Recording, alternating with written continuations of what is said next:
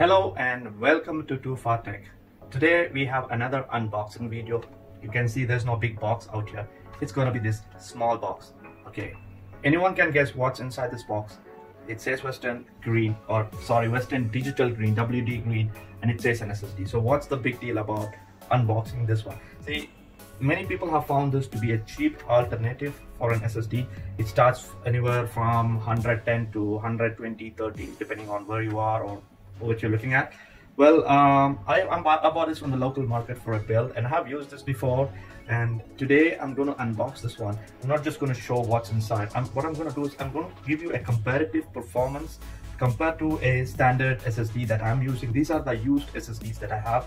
These come off PCs that I have bought before, and also these are the typical 2.5-inch 7200 RPM hard drives.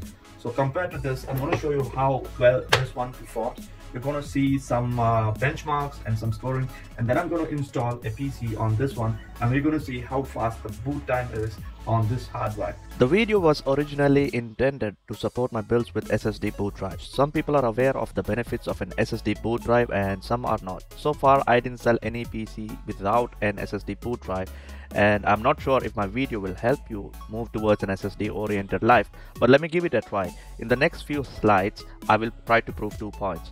The point number 1, the benefit of an SSD versus HDD.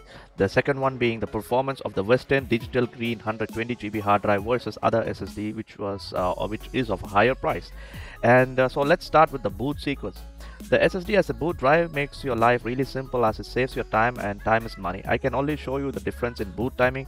Typically a hard drive based Windows 10 PC takes almost a minute to boot. Here you can see 20 seconds boot with a fresh build.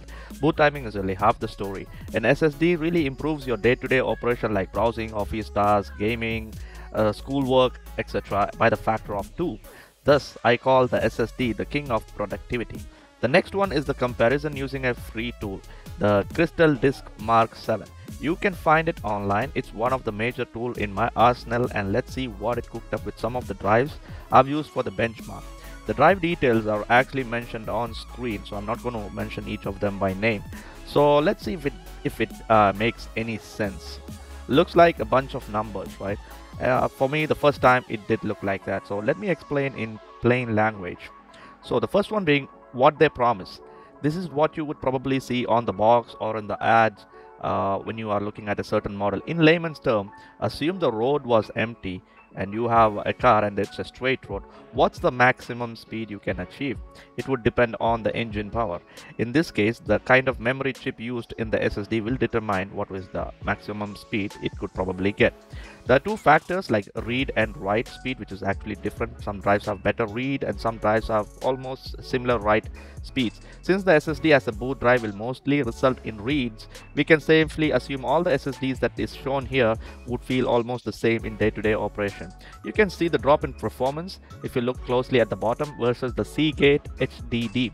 Now the Seagate HDD that I chose is a brand new and it's the latest model, so it has pretty good performance. Still, you can see it's less than half, which is sometimes some drives are in low hundreds or even less than 100 megabytes per second when it comes to the transfer rate. Second one being what you get actually.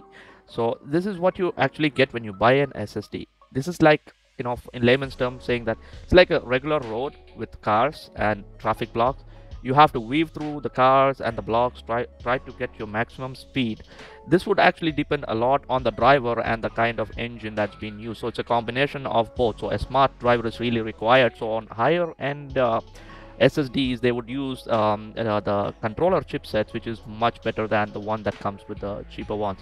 Again, read and write is different, and in hard drives and SSDs, data is not written or accessed in a sequential manner, which means the road is not always empty.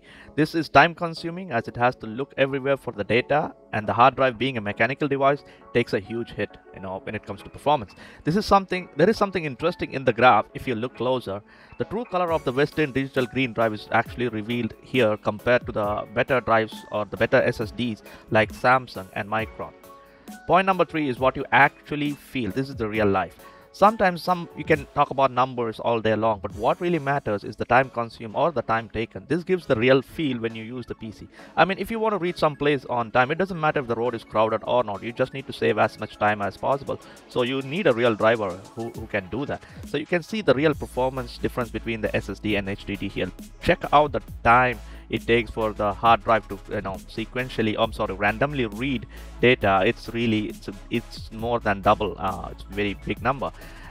So if you watch closely, you can also see the Western Digital Green drive, which is brand new, perform much worse than an OEM Micron SSD drive from 2012. So now you can understand the game they play when they advertise numbers and the real life effect. I mean, they just talk about sequential read and they don't talk about random read, so they do not provide those test details in most cases. And then you would think, oh, this drive performs very good, but actually in real life it doesn't perform as good as the better drives. So whatever be the case, this SSD at the price point is a real good option, and it's from a reliable brand. That's what matters. These days, a lot of brands have started selling SSDs, and all SSDs are created equal. In the past, I have lost many SSDs from a particular brand that I would not like to reveal around this right now, and it all happened around the same usage period. For example, the drive lasted like 2 years, and suddenly it went dead. It was a shock because all the data was lost, and a recovery request from a third party got me a quotation of 10,000 dirhams, which is really weird.